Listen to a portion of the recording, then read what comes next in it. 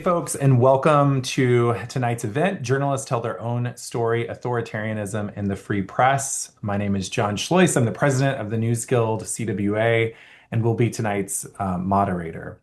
We're going to be joined with several journalists from across the United States who are going to share their stories, which is really rare for journalists to do. We try really hard not to make ourselves the story because the story typically isn't us. It's what's happening in our communities. We find those stories, we interview sources, we hold power to account, and we bring those stories back to our readers, our viewers, and to supply the public with information so that they can make informed decisions. But tonight, we're going to hear from journalists, and I hope that you'll agree that we have to stick up for journalists. We'll hear from journalists from large broadcasters, from regional newsrooms, from magazine behemoths and smaller newsrooms as well. We'll have two sections tonight. First, we're going to hear from journalists who have covered protests recently and hear the stories about police responding by shooting them with rubber bullets and pepper balls while they've been out there reporting on protests and other newsworthy events.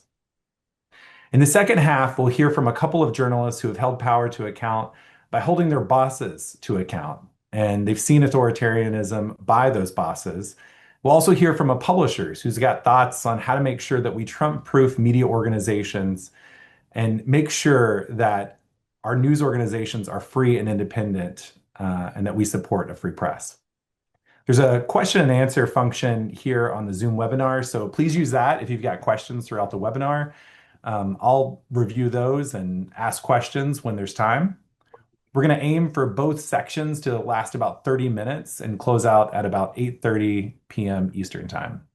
I want to thank everyone who helped pull this event together, including all the speakers, also the Writers Guild of America East, the National Writers Union, NABET-CWA, PEN America, Reporters Without Borders, the Freedom of the Press Foundation, and the National Association of Black Journalists. Tonight's focus is on journalists telling their own stories in a moment when there's rising authoritarianism in the United States and a direct attack on our free press. It's our right that's right at the top of the Bill of Rights, ensuring that press freedom is an American right. But we've seen a disturbing increase from the Trump administration in trying to suppress a free and independent press. And I'm going to list out some of the things that have happened just in the last year. In January of last year, Trump's Federal Communications Commission, the chief over there, opened an investigation into NPR and PBS, claiming their sponsorships weren't following federal rules. And that was followed last year by NPR and PBS being defunded by Congress, and the president and an announcement this week that the Corporation for Public Broadcasting was shutting down, leaving many public radio stations and TV stations without adequate funding. And the current chairman of the FCC has threatened diversity, equity, and inclusion efforts at many media organizations, saying, quote, "I would encourage any business that wants the FCC to approve a deal to end any invidious forms of DEI discrimination with all deliberate speed." Trump has sued many news organizations, including CBS, ABC, and recently the BBC. Several large media companies have settled, paying the president millions of dollars when their cases were viewed as strong by legal scholars. The Trump administration blocked the Associated Press from the White House events over the AP's refusal to rename the Gulf of Mexico to the Gulf of America in their style guide. The AP has since sued. In March of last year, the Trump administration signed an executive order to shutter the U.S. Agency for Global Media and decimated funding for Voice of America, Radio Free Asia, and several international outlets supported by the United States that broadcast news into repressive countries. The Department of Defense implemented new rules last year that restrict information access to journalists, even when it's unclassified. Most journalists from news outlets of all stripes walked out en masse, refusing to be controlled by the government. The White House has also seized control of the press pool, taking the control from the White House Correspondents Association, which was a democratically elected organization with leaders who selected reporters to cover the president at events and on Air Force One, and they had been doing that for decades. And the president has used offensive language to attack journalists directly and called the press the enemy of the people. The Department of Homeland Security is also pushing for new rules that would limit visas, attempting to reduce the number of international journalists working in the United States. And several media organizations and bosses have bent the knee to the Trump administration in the last year and changed their editorial policies and backed down from the lawsuits, like I said before. The effect is to be a direct attack on journalism.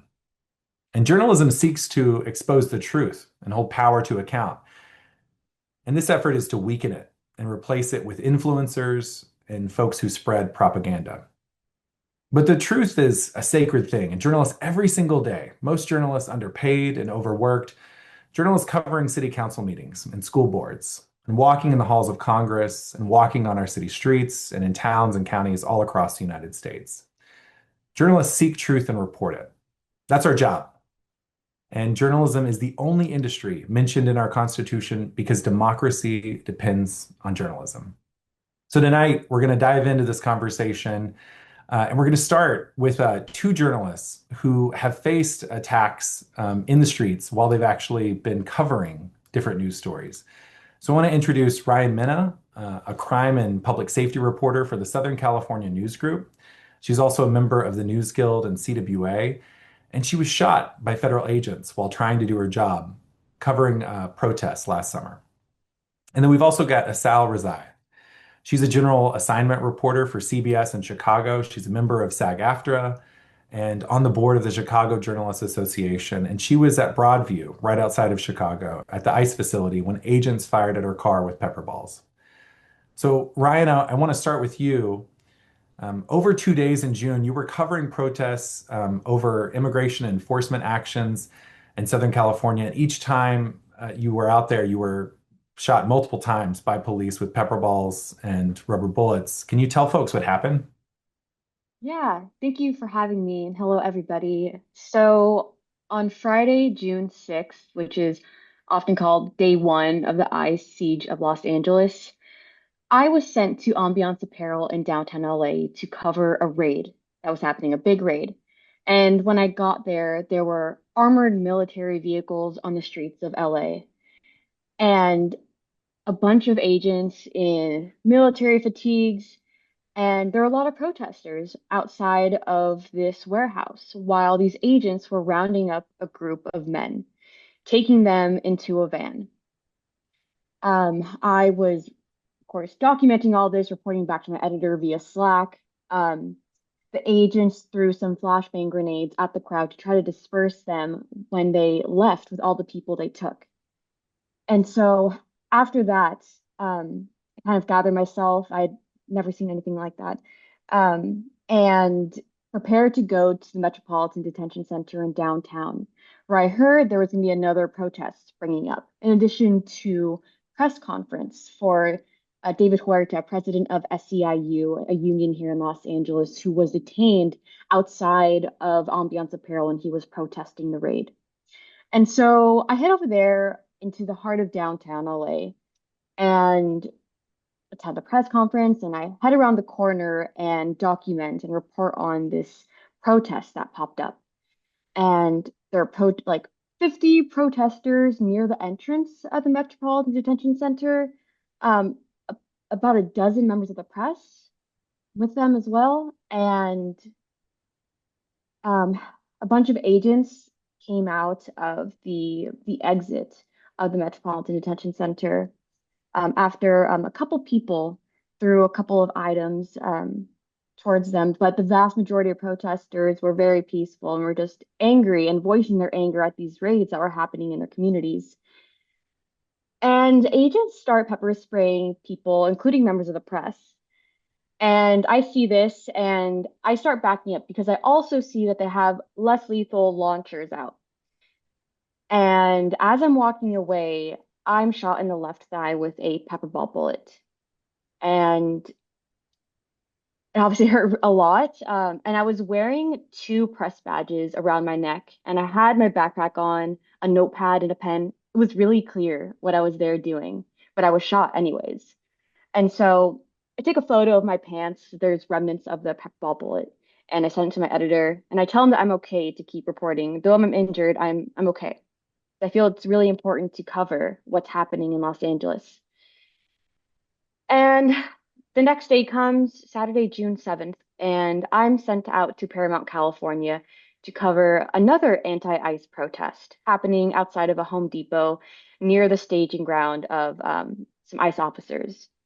And I get there, I interview some people who said they were injured by LA County Sheriff's deputies who had closed the intersection off by the Home Depot and Paramount.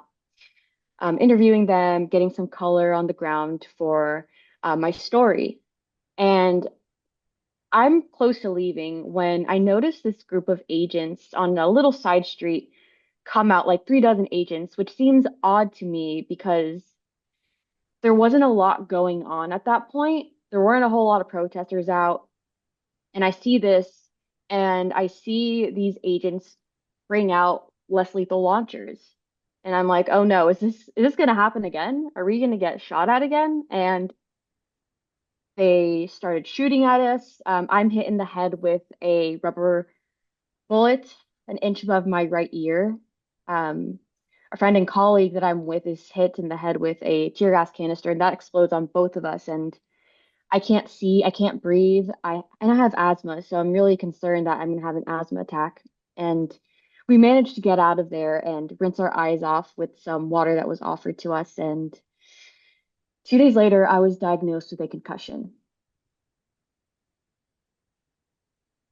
I mean, that's just wild, Ryan. Like, you shouldn't have to face violence like that when you're clearly, as you said, like easy to be seen as a reporter with a notebook out and a pen, and you've got press badges around your neck.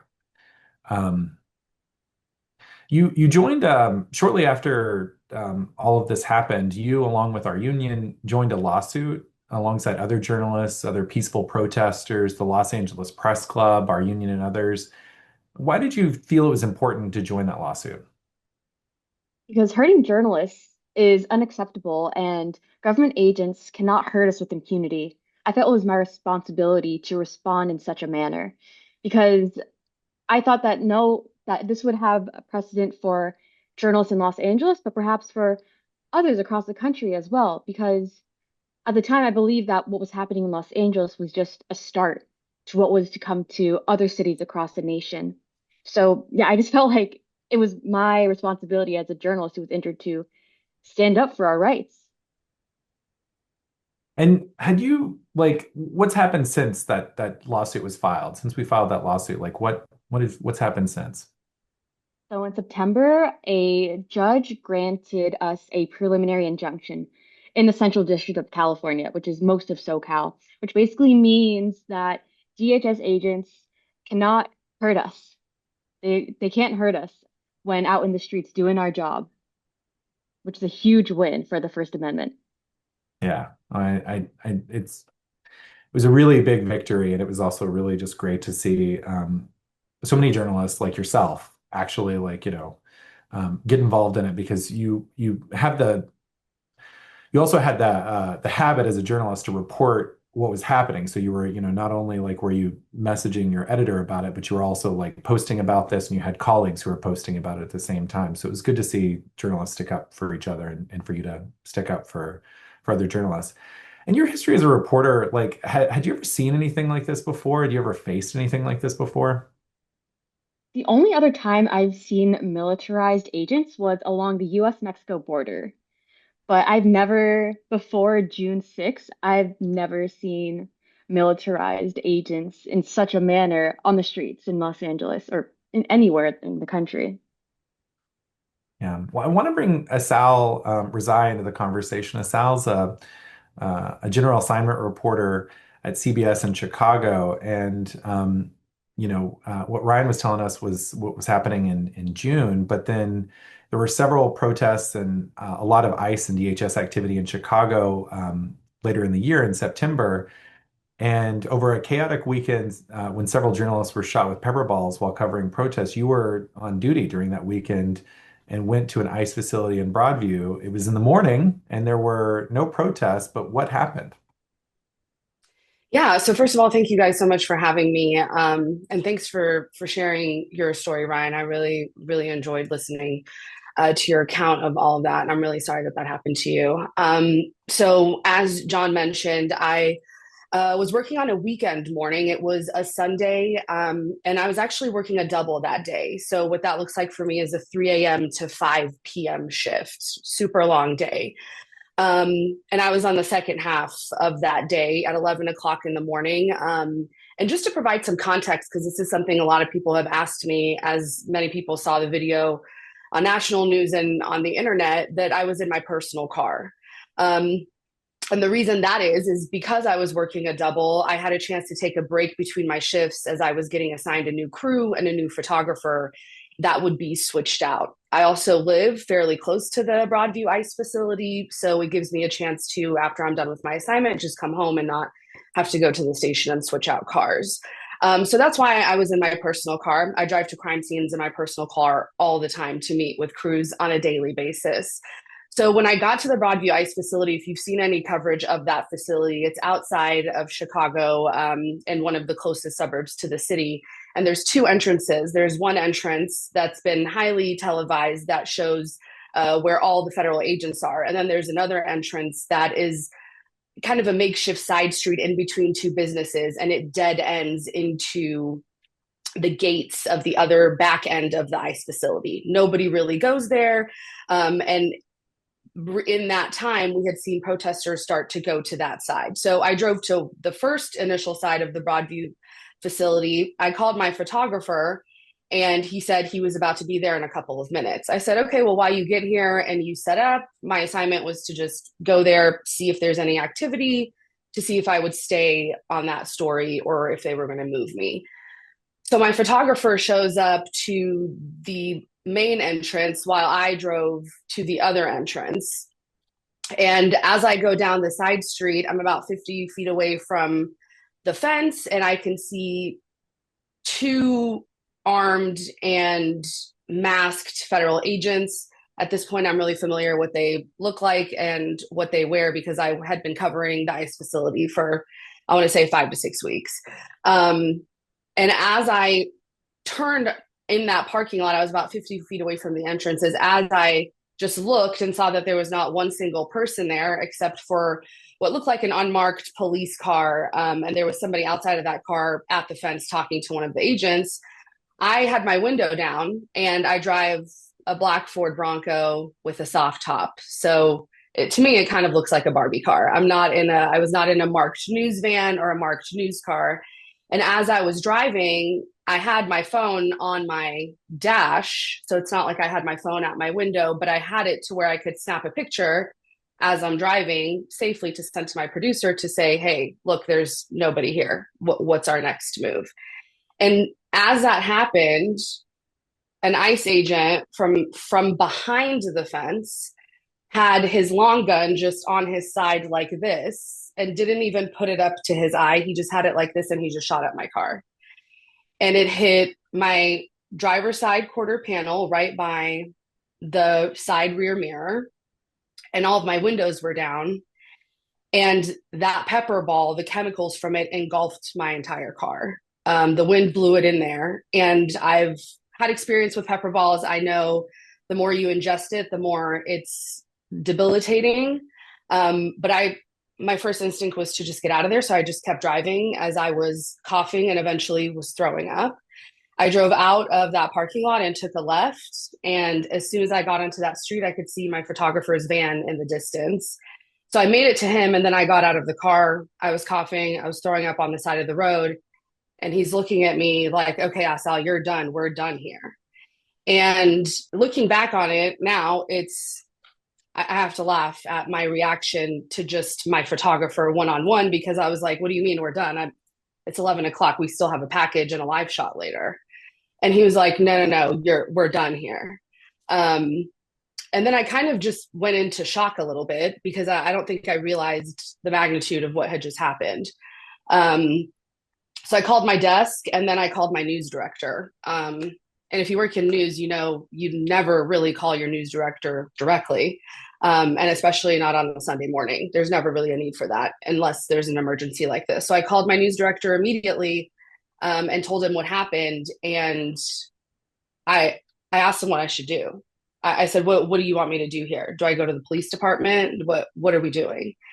And he asked me if I felt like I could get in front of a camera and narrate what had just happened. And I was like, boom, done. Give me something to do. If I have to just do my job right now, that's best case scenario. That's actually what I'm best at. No problem. So I got in front of the camera and I was still coughing. I was still wiping my face. And I pretty much just described in about a minute what had just happened. And then we used that reporting as really the source and foundation of our investigation into what had happened for weeks to come, really. But that's initially what happened that day. And afterwards, I did go to the police department, filed a police report. And eventually, the Broadview Police Department, not eventually, pretty much within 24 hours, they announced that they were opening a criminal investigation into what happened. I was throwing up for about 6, 7 hours that day. And as I said, I've been pepperballed before, but because of the proximity of how close it was, I think that's why the physical effects of it were so harsh. I mean, that's totally wild that you're working a double shift. Like I said earlier, like journalists typically are underpaid and overworked. And so you're working like a really intense schedule. You're doing your job. You're driving down an alley, down the street near an ICE facility. There's no protests. And all of a sudden they open up fire on you. And you've covered protests before where police have used tear gas and rubber bullets, but this was totally different when you're just in your car and there are no protests around. And you typically, like in these kind of events, carry protective equipment. Can you like describe kind of what that means when you're going into some of these situations?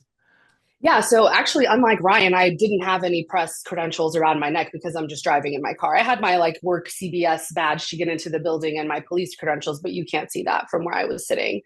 Um, I have covered the US Mexico border. I worked in Yuma, Arizona during actually the first Trump administration, where there was a lot of talks about the border wall. We were doing ride alongs with Border Patrol to look at that border wall. I did a lot of stories on border crimes and drug tunnels. I've been around a lot of militarized police and Border Patrol and Customs Enforcement specifically. I also covered the Kenosha riots. I was there the night Kyle Rittenhouse shot a protester. And I was on the ground in Minneapolis before, during, and after the George Floyd trial and verdict. And I have been shot with rubber bullets before. But I was expecting that because I was on the front lines. And if anybody remembers what it looked like in Kenosha, it was absolute chaos. So it never even made the news that journalists, not in this capacity at least, that journalists were getting hit because we were within the protest. We were so embedded in there. And so that's the type of experience I have. And I never expected to be shot at driving by. I could have been anybody. And I think that is the scariest part about it is they didn't know if I was a reporter. They didn't know if I was a mom with a child in the back seat. When I shared this story with my grandmother, she has really bad asthma, and she said she probably would have died had she been in that car. And as you mentioned, Jon, I do have protective gear in my car. I have a gas mask. I have a face shield. I have a number of things that I was using at the Broadview ICE facility, and they were in my back door in the side panel ready to go, as I've had to pull it out so many times when I'm getting out of the car and going. So I am usually prepared. And had I known that if there were protesters there, I would have had that protective gear on. But I never stood a chance. Right. And you mentioned earlier that like when you've covered other major events and police are firing tear gas and rubber bullets into a crowd, like typically journalists don't become the story, but in this situation, you kind of just go into like kind of work mode. I've experienced that too, where you're just like, I'm just gonna like push through and work and focus on that because you can't really deal with the fact of what you've just faced. But you continue to work and then you're becoming the story. What was that like? Very anxiety inducing, to be honest with you. That day was my Friday, so I was actually scheduled to be off Monday and Tuesday. I didn't really end up mentally having those days off. I was on the phone constantly with higher ups and our lawyers and HR. It was obviously too serious of a situation for me to just turn everything off for 2 days. But I will say I went to sleep on that Sunday and I woke up at like 11 or 12 at night, and my Twitter had tens of thousands of comments and messages. Um, I had emails and messages from every major network you can think of, from the Post, from the New York Times, from publications and networks in Australia and France.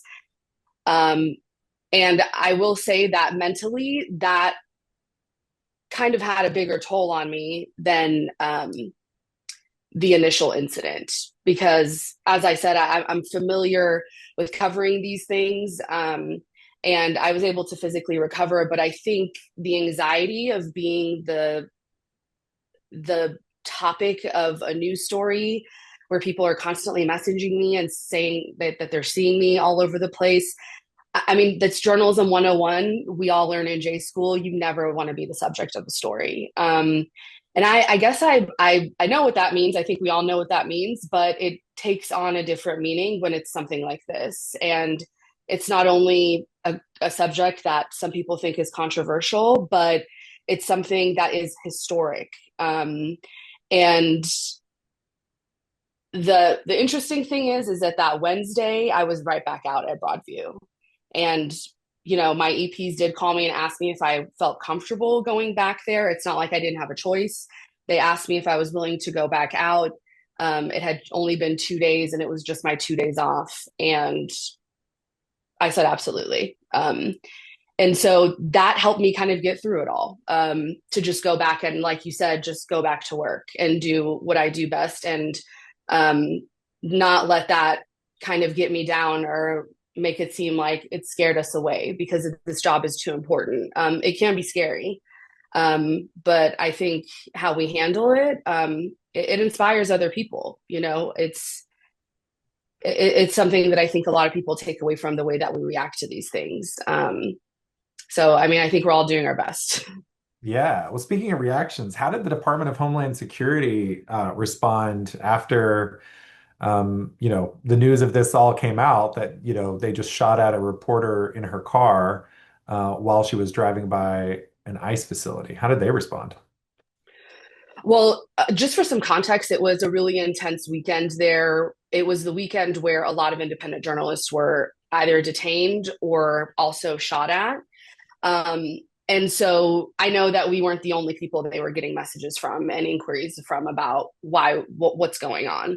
Um, After the incident, we had one of our investigative reporters and our investigative unit at CBS Chicago air a series of stories where we focused on the attacks on journalists, and obviously mentioned my incident within all of that reporting.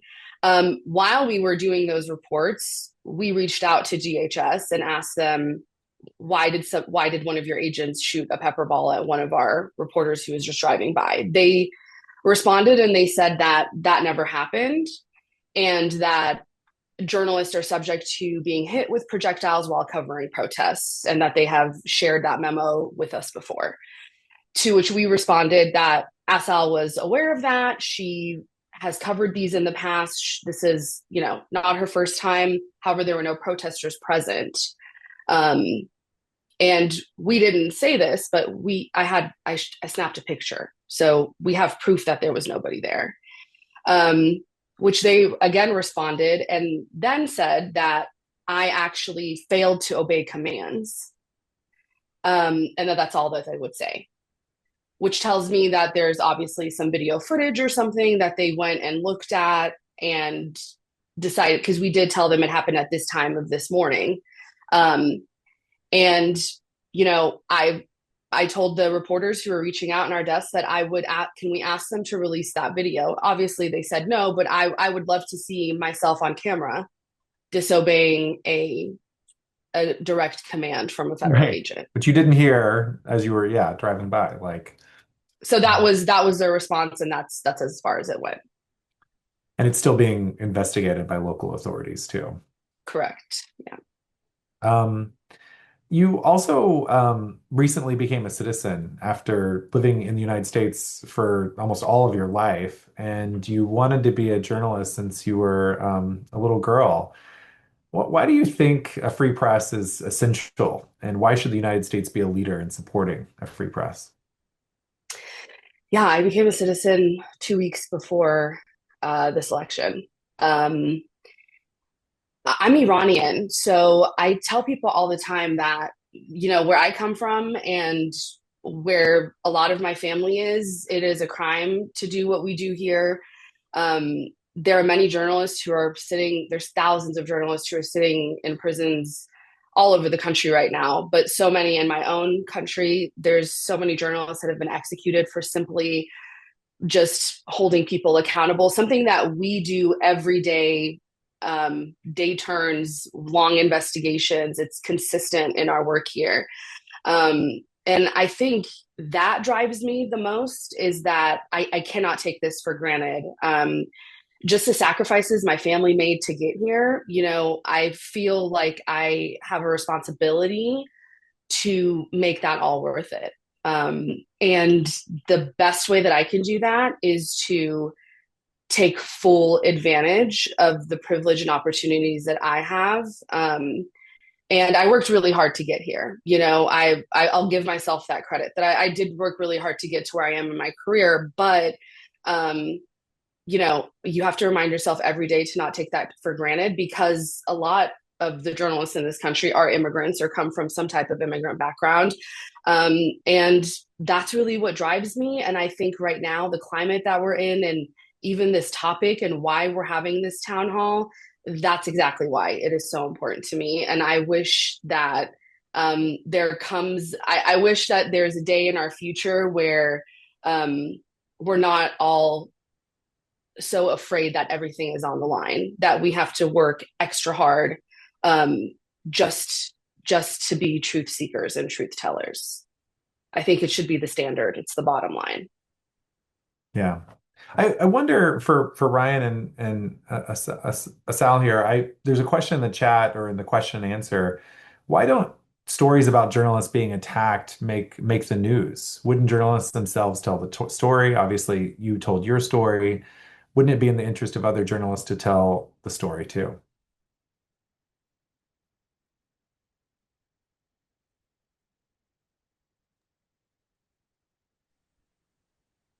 Do either one of y'all want to take that?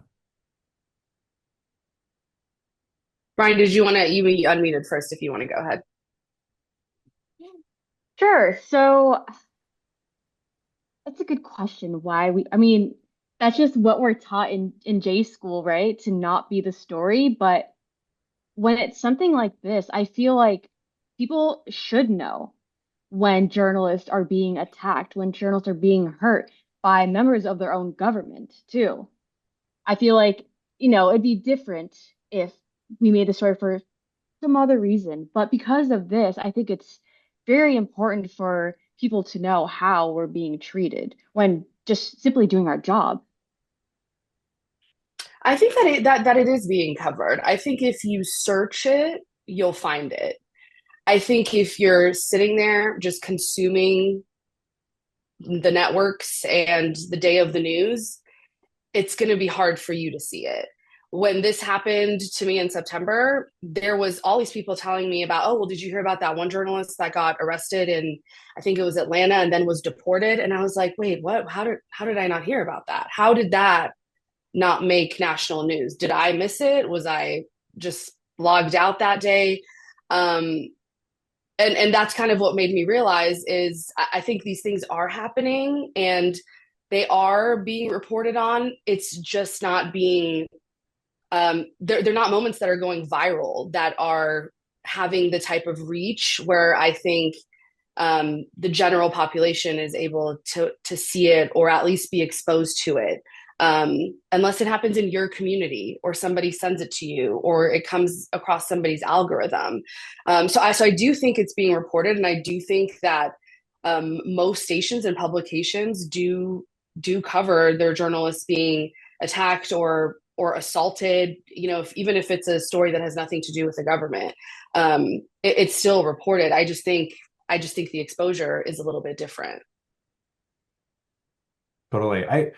One of the other questions I had, Asal, is in terms of what happened in Chicago. There was another very similar lawsuit. You're on the board of the Chicago Journalists Association. They supported this lawsuit. There were several other journalists and peaceful protesters, along with the ACLU of Illinois and our union and others, who joined that lawsuit. Like, did things change after the lawsuit was filed there too? I would say yes and no. The lawsuit specifically stated that federal agents were not allowed to pepper spray, pepper ball journalists. And what I think changed specifically is that the state police were brought in. And once the state police were brought into Broadview, we did not see excessive force by ICE agents. The state police officers were stepping in. They were the ones that were making most of the arrests. ICE agents were still stepping in. But the state police coming in stopped the pepper spray and the pepper balls. It just went to just straight mass arrests, and then the protests would die down, and that was kind of it. So I will say that the restraining order helped in some ways, but I think it coincidentally happened when the state police came in. So we saw a lot of things die down, just as far as specifically at the ICE facility that I can speak to, because I've covered that extensively even after the incident. We got another question here that I'll ask. Asal and Ryan, thank you for being here. What happened to you both is so wrong, but as a reporter myself, I know it's a challenge for journalists in general to feel comfortable saying that an event is, quote, wrong. Could either of you comment on whether it may be useful for us as an industry to say that this violence against journalists is anti-American, wrong, and must stop?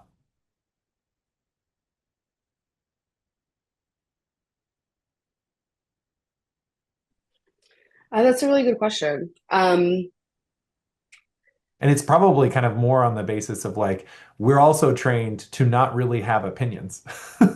Yeah, and I'm so glad you said that, Jon, because I was just about to say that I don't feel that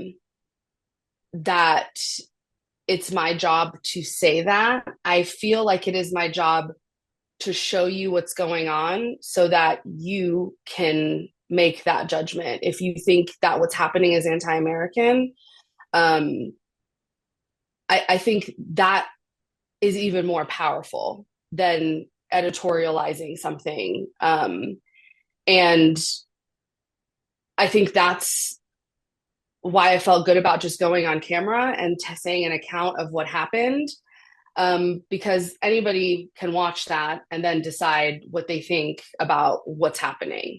And so I think it's a hard line to play with, but yeah, I think you have to be careful the way that you word those type of things, depending on what type of beat or what kind of news that you cover on a daily basis. And then Yeah. oh, go for it, Ryan. Oh, I was just going to add,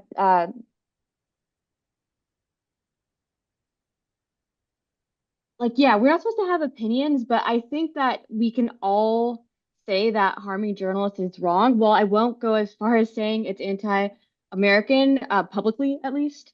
Um, I think it's important for us to stand up for our job and that of our colleagues when we are injured. And that was actually another question that we had in the Q&A is shouldn't other local media organizations do a follow-up when colleagues are attacked? Like, when you're out there in these events, are other news organizations, journalists from other news organizations, like, is there kind of a community of support?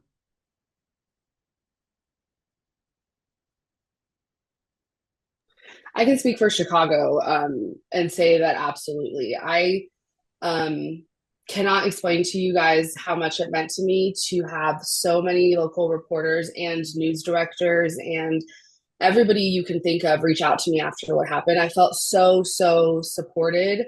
But also, I think being there and documenting what's happening to each other is also a part of that support. You know, we have our camera set up at all times. And I know a lot of the still photographers do as well, where we're capturing what's happening to each other. So much so where, as that weekend, where I said all those independent journalists were arrested or pepperballed, you know, our cameras captured a lot of that. And then we played those videos in our investigative reports to show proof of that. And I think that's a big part of the support, is being there to document that, and also just reaching out when you need it, you know? And also just on the ground, I feel like you can be competing with other stations or other publications. But at the end of the day, if something blows up or goes terribly wrong at a scene, I think most of us can say that we have each other's backs. You know, it doesn't come down to the ratings or getting the scoop when it comes to our safety. Yeah, down here in Los Angeles, there's a beautiful community of journalists. I mean, very many different communities of journalists, but back when the incidents of June happened, I relied heavily on my community of journalists here. And I think it would have been very difficult to get through that month had I not been so well connected with my community. So shout out to my community of journalists in Los Angeles. Yeah, we're better together and we're better when we stand up for each other. And like Asal said, have each other's back. Well, thank you both so much for coming and sharing your story and what happened. And I'm also really sorry that that happened. Like, you shouldn't face that. You should be able to just go out there and do your job safely without you being under threat. But really appreciate that y'all are both out there making sure that we have the news. So thanks so much tonight for joining and having this conversation with me. Thanks for Up having me. Yeah, thank you. up next, we've got several other journalists here now to talk about, as we transition and talk about news outlets changing their editorial policies and journalists facing authoritarianism inside the newsroom, and hearing from a publisher about how to Trump-proof an organization. We've got Alma Avalle, a member of the News Guild at Conde Nast, who was at Bon Appetit but was fired by Conde Nast illegally in November. We've got Steve Mellon, a Pittsburgh Post-Gazette photographer who was a former striker and was on strike for more than 3 years, but the strike ended late last year. And we've got Mitch Grummon, publisher of the American Prospect, which is an online and print nonprofit news organization devoted to promoting informed discussion on public policy from a progressive perspective. So, Alma, I'm going to start with you. In November, we all learned that the news conglomerate Condé Nast was closing Teen Vogue and laying off most of the staff. Even though it had teen in the name, the publication resonated with a lot of people, myself included, teens and older, providing independent reporting on politics, identity, news, and culture. As now a former Condé Nast staffer, what's your speculation on why Condé folded Teen Vogue, and who did they get rid of when they laid off the vast majority of the staff? Yeah. Well, first off, thanks for having me tonight, John. Pleasure to be here. And thanks to everybody for coming out. So good context to go back to Trump won 2016. Around that time, a new editor-in-chief at Teen Vogue pivoted the magazine to be basically a little more engaged in contemporary issues and current events, really like kind of beefed up the magazine's politics section. There's an ongoing joke you'll see on the internet of like Comrade Teen Vogue striking again. The idea that like Teen Vogue is often, especially in their opinion section, was punching pretty far to the left compared to a lot of like other places in the mainstream media, in a way that like was quite surprising to people. But I think one of the most like impactful and interesting things about Teen Vogue, particularly like through that 2016 to 25 or 2025 era, first of all, not paywalled, and like fact-checked, like seriously researched journalism that was accessible to everyone, written to be accessible to people like ages 15 and upward. That said, like I think one of the most impressive things that the journalists there did was take youth seriously and take the issues that young people were dealing with seriously, whether those issues were the rise of American fascism and authoritarianism, but also, common issues like climate justice, issues like access to reproductive health care and abortion rights, issues like gender affirming care and queer liberation. These were all things that were kind of central to the mission of coverage at Teen Vogue, that often brought it into the crosshairs of a lot of folks on kind of the reactionary right. A lot of bad faith actors who were generally kind of opposed to those ideas would then like use the kind of teen angle of like, oh, we are like piping these ideas to America's youth or whatever. I should clarify, I was not a staffer at Teen Vogue. However, I was quite close through the union with many folks there. So anyway, for a while, particularly through the first Trump administration and the Biden years, it seemed like it was frankly advantageous to Conde Nast to like host that kind of journalism, to like have a publication whose reputation was generally like being young forward, person of color forward, queer forward, et cetera, et cetera. But I think it is fair to say, and I'm happy to say, like the tides in our industry have clearly shifted, and the priorities of a lot of like major news corporations have shifted away from whatever like commercial benefit having a progressive tint might have had for a lot of places, say like 5-10 years ago. That has clearly shifted, whether that is like the taste of the audience or whether that is like active hostility from the current administration, all sorts of factors going into that. But there was a time, all this to say, when Conde Nast was willing to put up with that criticism, to stand with the journalists who were doing that work, and to continue like providing them that outlet. And then there's now a time where the company decided it was no longer worth sticking up to those people. We don't have like a perfect, clear communication of this. But we do have from the record of a diversity committee meeting that the Conde Nast Union had with management a week before the layoffs at Teen Vogue, like the company on the record saying that they were working to avoid the attention of and the ire of the Trump administration.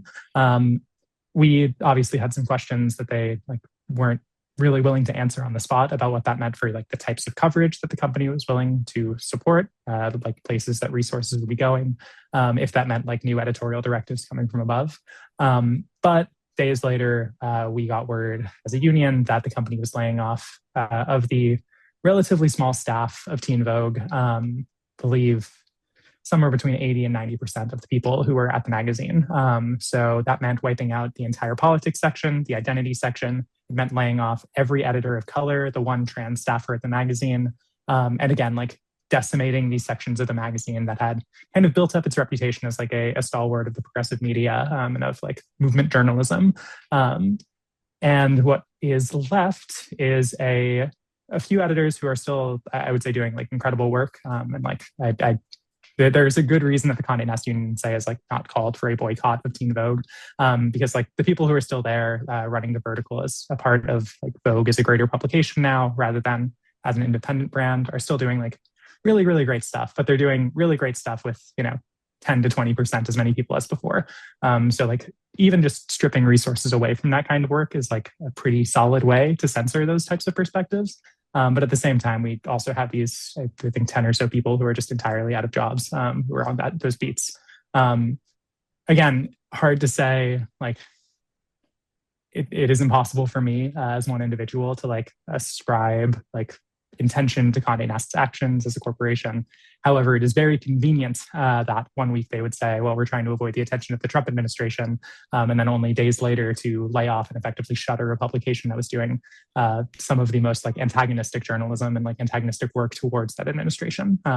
So if you're asking me personally, particularly because I'm currently no longer employed at Conde Nast, which I'm sure we'll get to, I'm happy to say like it looks like a pretty clearly politically influenced decision. Yeah, well, and so when all of this went down at Teen Vogue, and you had this news come out that they were folding it and then laying off 80 to 90% of the staff and firing all of these journalists of color and so many other staffers and just eliminating this important publication, You and several of your colleagues went to Conde leadership and did what every journalist across the world does every single day, which is you asked questions. You had questions. And this time it was all about Conde and why they were folding Teen Vogue. What happened when you went to management and asked those questions? Yeah, so there's a video of this that is, pretty broadly available on the internet, but we had a pretty standard March on the Boss. I'm sure most people from union shops, NewsGuild, WGA, elsewhere in the media, but also just across industries would be familiar with this. You get a delegation of people together, you go to a manager with decision-making power or with knowledge that you otherwise wouldn't have access to. You try to get that information out of them, you ask them questions, you kind of put them on the spot. We've done this at Conde Nast plenty of times with varying sizes of delegations and varying degrees of confrontationalism. There was one where we had some like 30 to 40 people in the hallway, like yelling questions and loudly booing an executive when they refused to give us answers. This was not like that, for what it's worth. This was about 15 to 20 people in the hallway, mostly silent, asking questions. In fact, mostly asking if we could ask questions, but being shut down by the head of HR, Stan Duncan. Then when they were closing the door on us after refusing to even like engage in the conversation, a few people, including myself, tried to shout our questions out, including like, was the shuttering of Teen Vogue political? Like what was this tied to like the current administration or changes that the company is trying to make in its editorial coverage? So we left the action feeling like we'd done our job. Like you said, we'd asked our questions, we'd done our best to get the company on the record. And while we couldn't, like we were planning to regroup and figure out what our next steps were. But that evening, I got word from my union rep that the company was moving to terminate me and 3 of my coworkers. So that was me at me at Bon Appetit. We had Jake LaHood, who was a White House correspondent at Wired, who was doing a lot of like really, really great work around the DOGE, the government efficiency. And then we had Jasper Lowe at The New Yorker, who was a fact checker who helped through their like initial union campaign and their card drive and their first contract campaign. And then Ben Dewey, who was a member of the video team at Conde Nast, who was like instrumental in getting the union off the ground in its early days. So everybody impacted, either a like hardcore political journalist or somebody who was extremely invisibly involved in the union. As for myself, I was involved in the starting of the Conde Nast Union and then a member of our bargaining committee. So quite visible across the campaign. So clearly, targeted in all sorts of ways. But yeah, so we got word that night that the 4 of us were being terminated. I believe 5 other people who took part in the demonstration were put on paid leave. We've gotten for about 3 days. They're all back at work now. We haven't gotten a reason why we were terminated. It's worth mentioning that we have just cause in our contract. So if the company still haven't gotten a reason after all this they time, haven't really given us a cause, just or otherwise. Mm-hmm. The termination email that I received said that I was being let go for policy violations and gross misconduct. But in our arbitration meeting 10 days later, when we asked them what policies we violated and what conduct they had deemed gross misconduct, they could not give us an answer. So I still don't really know why I was fired, outside of like the obvious reason that I took part in a union demonstration and we tried to get questions out of management. But I think like there is something pretty like clarifying there. The fact that like if you try to ask questions to these people, like they will not only will they not give them to you, they will like fire you for having the audacity to even attempt to get information out of them. Like the kind of truth underneath all of that. It's a trying to repress the free speech of you as workers inside the organization of journalists. It's also saying that like media executives are above questioning, like they shouldn't be subjected to like the same kind of journalism that like theoretically they think that other, as the people like owning journalism institutions, as people owning publications, the kind of scrutiny that one would hope that they believe like other figures of power should be subject to. Clearly, they don't think that they should be subject to the same things. And you can also see that in the kinds of like statements that these executives have made in the time since then. It's a lot of avoiding the question, a lot of like kind of boilerplate corporate speech. And again, like refusing to give like clear answers around like why Teen Vogue was shuttered, like what they were hoping to achieve by shrinking the publication, why we were fired, why some people were fired, why some people were put on leave, et cetera, et cetera. So the lack of transparency, I think, is as concerning as any other piece of the story, frankly. The idea that like they think that they should be allowed to make decisions in a vacuum. Right. And transparency is like an important ethical requirement for journalists. So it's really disappointing. I want to switch over, Steve, I want to bring you into the conversation now too, continuing this vein, because we're talking about holding the boss to account. And Steve, you were on strike for 3 years at the Pittsburgh Post-Gazette, for more than 3 years. Can you tell folks like why y'all went on strike? You're back at work now, but why did you originally go out on strike?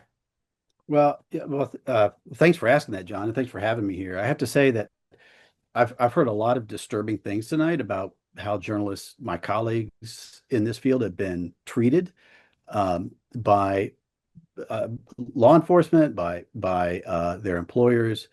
But I'm buoyed by the courage and the perseverance that you guys have shown. Our battle with our publisher and our newspaper predates a lot of the current abuses. It dates back to 2020 when the company had decided to just tear up a contract and impose its own working conditions. And this is, of course, none of the imposed conditions weren't for our benefit. I can tell you that. I mean, we lost vacation day. We lost. They changed our health care, which did not change for the better. There were job protections were stripped away. And, we tried to work with the company. We tried to bargain. That went nowhere. The company hired a notorious law firm, famous for busting unions, a Nashville law firm. The trigger for the strike was the company just deciding unilaterally to take healthcare away from production workers. And that was in 2022. I mean, that was enough. That was enough for me. I mean, I was ready to go. I was ready to go on strike earlier. I just saw this wasn't going to a good end. We had a guild meeting on Monday, October 17th, 2022. It was like a 7-hour meeting. And it was long, but we went over all the issues. We took a strike vote. We voted to go out on strike the next day at 12 noon. I got up that morning. This is in the middle of an election, the 2022 election season, and I was working an early shift that day, and I went to a place called West Homestead, an old blue collar industrial town, to cover a press conference that a guy named Mehmet Oz was holding. You might remember him. He was running for Senate in Pennsylvania at the time against a guy named John Federer, a name I know you guys probably know well too. And I covered that like normal. And then this in the back of my mind, the idea that I was going on strike was looming over my whole morning. And I drove from West Homestead to the north side of Pittsburgh, where the picket line was going to be, right in front of the Post-Gazette building. And I purposefully parked about a mile away because I just felt I needed the walk to get my head around the idea of what I was doing. I was 63 years old at the time. I've been a journalist since 1981. And I was always kind of like an old school journalist. I thought, I never saw myself as like any kind of an activist. I was always covering these things. I covered dozens of strikes. Pittsburgh, for God's sake, covered dozens of strikes. I covered the Pittston coal strike down in West Virginia back in the late 80s, Virginia and West Virginia. And but I always saw myself as covering these things and never being a part of it. And I remember walking. It was a chilly morning. It was overcast, and I was walking. I was thinking, what the hell am I doing? This is like I'm 63, and I'm walking to a picket line. I'm going to go on strike. I felt very alone and isolated in that moment. And there was a point when I turned the corner and saw a group of people standing in front of the Post-Gazette building, and I didn't recognize many of them at that point. As I got close, at that point, there was a huge weight lifted off my shoulder because I understood then that I wasn't alone. There were a lot of people in the community that were there to support us. A lot of my colleagues, my colleagues were out there to strike with me. But it all came down to this. I don't like getting pushed around, and I don't like seeing my colleagues get pushed around, especially when the people who are doing the pushing have a lot of wealth and a lot of power, and they want to use that wealth and power to benefit only themselves, not for the community. When the benefit to themselves comes at the price of the workers, and the workers who actually put the newspaper out or the push the product forward, whether it's a newspaper or a steel mill in Pittsburgh. And I don't like when my colleagues and get pushed around.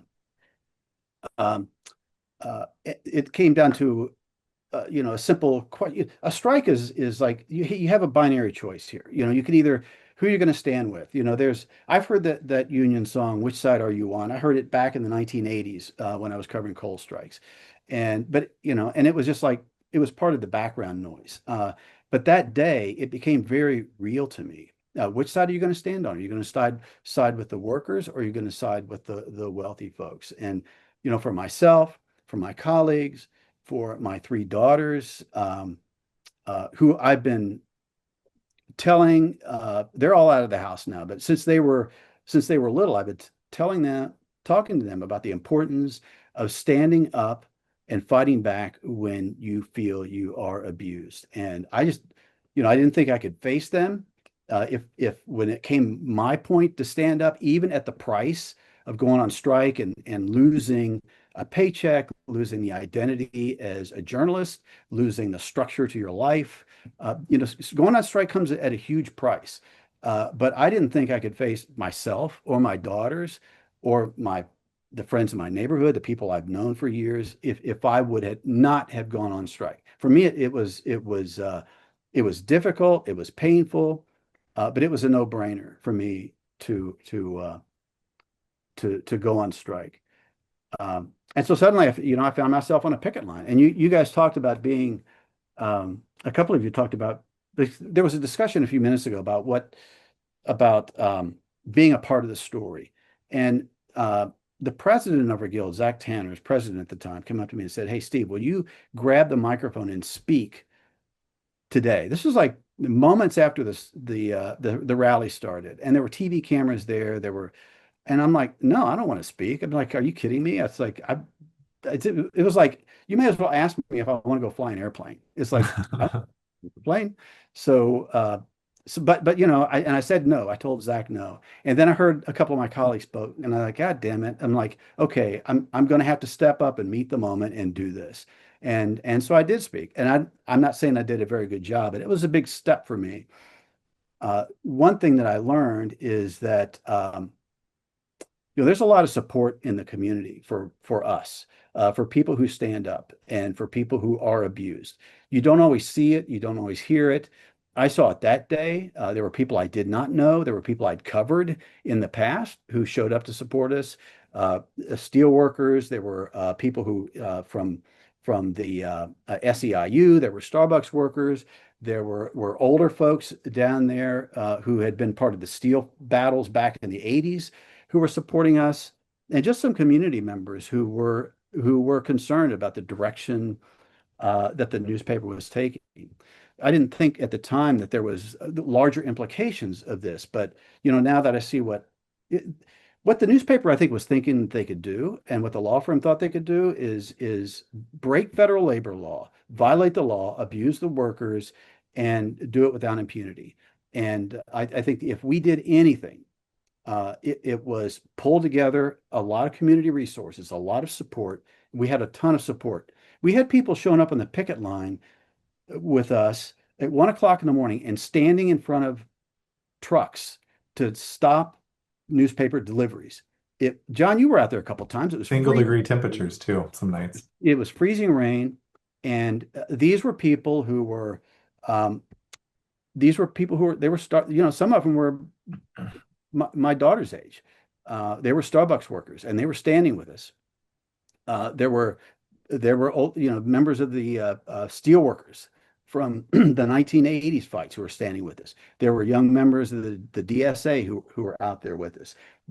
They didn't have to be out. They could have easily said, no, it's a Saturday, it's early Sunday morning. I don't want to blow my Saturday night. I want to go out with my friends. They did not do that. They stood with us there and they blocked those trucks because they understand what's at stake. Yeah. And it was just, I think it was, really impressive. Because like Alma, you were speaking the truth and you were standing up to the boss in different ways. The boss in Pittsburgh violating the law, boss also at Conde violating the law. I just, folks don't know, Steve, what's the kind of, we've had some court victories. Do you want to just kind of give people like where we're at in the court victories? Because we ended the strike after more than 3 years, went back to work, working alongside some people who crossed the picket line, which is a bit rough, but um, you actually were right? Like you won some court victories. What Right. can you give people a sense of where that is? Yeah, well, it took 3 years. We won at every level. We won at the regional level of the NLRB. I think that decision came down in late January of 2023, fairly quickly. It took a while for the late NLRB board in Washington, D.C. to come to a decision, but they came to that decision, I believe, it was in September of 2024. And of course, the PG has been appealing this at every stage. So they took it to the federal courts. And just in November, this past November, the Third Circuit Appeals Court in Philadelphia ruled in our favor. So of course, the fight isn't over. We decided at that point we took a vote to go back on strike because the company's avenues to continue to fight this are extremely narrow, and it's more than a Hail Mary pass at this point for them. But we had people who'd been out on strike for 3+ years, and so we voted to go back to work. But we have our victory at the Third Circuit Court. And the next step for them, they've applied for what's called an en banc hearing, which is, we've been told 1 or 2% of those are even heard. But the company is paying attorneys to do that. And so we have to endure that. But where it stands right now, we went back in on the 24th, I believe, of November. Jon, you were out there. We had a big rally. It was one of the most moving moments of my life to see our supporters there. Realize that after 3+ years and all the sacrifices that I've seen my colleagues make, the support that we've gotten from around the country, the financial support, the community support, people standing with us, that it is possible to fight back and to win. I really appreciate that because I think that's the struggle, especially like, Alma, who was just fired illegally, like at the end, in November, like, it's a struggle, but we have to stand together and stick together. Like Ryanne and Asal said about standing with each other, whether we're in the streets and we're journalists who are just trying to cover a story or we're in a newsroom. Mitchell, I want to bring you into the conversation. You've been kind of in the background here, but you're the publisher of the American Prospect, an online and print publication, nonprofit news organization. What advice would you have, bringing it back to the conversation about Trump-proofing organizations? Like, how can you Trump-proof an organization, and what advice would you have for folks looking for which news outlets to support that are remaining independent? Yeah, thanks, John, and thanks everyone who's talked. I'm really inspired by everyone's courage and what I'm hearing tonight. So I really appreciate it. One thing we talked a lot about at the American Prospect is the importance of our business model and what that means for our independence. So the number one question I would ask is, who pays your bills? So what we're trying to do at the Prospect is build a reader-supported business model. So we don't have a billionaire benefactor who can pull the plug when they're bored. We don't have corporate advertisers who can squeeze us if we write an article that they don't like. We really think our independence comes from our business model that primarily relies on reader support. And to the extent that we can have diversified and disparate revenue streams, that gives us independence, right? So We can write challenging stories, and if we're beholden only to our readers, that gives us wide latitude to publish what we want when we want and speak truth to power. So I think that's one thing that's really, really important. So if you're looking for news organizations that are independent and not being either directly or indirectly pressured by a hostile administration or corporate interests, look for their business models. And for organizations that are primarily supported by their readers, we think that's a business model that's going to have the best chance at generating really impactful, powerful journalism, free of influence from the outside. So that's one core part of it. Um, I have another path about kind of more nitty-gritty Trump-proofing stuff, but I want to Go kind into of that. How do you Trump-proof an organization? Because we're seeing way too many news organizations at the top, particularly like bosses, like bend the knee and try to change their editorial policies and, cower. How do you Trump-proof a news organization? yeah. So the business model is really important, and then also I kind of call it like boring competence, right? When during the last election, board members and other folks on the executive team were, concerned about, what happens if a weaponized IRS comes and tries to take our tax status. Our nonprofit tax status is a really important part of our business model. It allows our readers to make tax deductions for their donations. It allows us to seek alternative sources of funding, outside of corporate advertising. So what I say, like, when the board was like, well, how do we prepare for this? I said, well, a lot of the Trump proofing is really just running a solid business. So having all of the back office functions work well, having the right media liability insurance, having clean books, getting all your compliance right, of being up to date on your state and federal registrations for being a nonprofit. The kind of internal joke I would make was, guys, no, like, no jaywalking. So just having all those, I's dotted and T's crossed to not give a hostile administration any sort of vectors of attack, I think is really, really important. So sort of it's boring, but doing all the little things right, to make sure that the organization is prepared, and ready for, what's likely, like how we see authoritarian regimes in other countries influence media. It's often soft, right? It's through audits, it's through indirect pressure, it's through the licenses that they distribute. So the prospect of trying to do things just really, really well, so not give them any angles to harass us.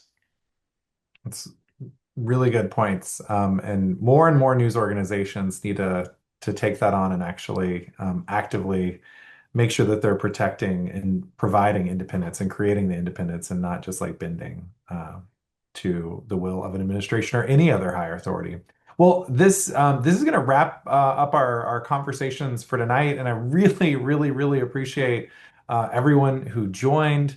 Um, uh, this was a really great conversation. So thank you, Ryan. Thank you, Asal. Thank you, Steve. Thank you, Alma. Thank you, Mitch, for jumping into this conversation. It's going to be the first of many. We're going to keep trying to do these conversations, and one of the things that we're asking folks to do is to just stand with us, stand with journalists across the industry. I put a petition link in the chat. You can sign this petition and continue to follow along. It basically calls for demands that the current administration stop any interference with the production of news and media, including violence against journalists, that the current administration, of course, my automatic lights went off in my office. The current administration relinquished control of the White House press corps, that the administration restore and increase funding for public broadcasting, and also address the growing number of news deserts, because we're walking into this moment where we've lost tens of thousands of journalists over the last several decades. So if you sign that petition in the chat, that would be a big help. Other things you can do, support nonprofit news organizations, like Mitch said. Look at the funding sources, support local news organizations. So if you subscribe to your local newspaper, that's a great thing to do too. Several publications and broadcast groups are unionized, where the workers are protected by a collective action of being together as a union. SAG-AFTRA is a good union that represents a lot of broadcast journalists. You can find their outlets on their website. Writers Guild of America East represents a lot of other journalists in digital and online spaces and in magazines. You can find those list of outlets on their website. Our union, the News Guild, represents journalists across online and digital publications and in magazines. You can find that in newspapers. You can find that on newsguild.org. So thanks to all the sponsors for tonight's events, the Writers Guild of America East, the National Writers Union, which is a freelance union, NABET CWA, PEN America, Reporters Without Borders, the Freedom of the Press Foundation, the National Association of Black Journalists. Keep supporting journalists, keep fighting for journalists. We'll have more events and keep standing with them. Thanks everyone for joining tonight, and we'll see you again soon.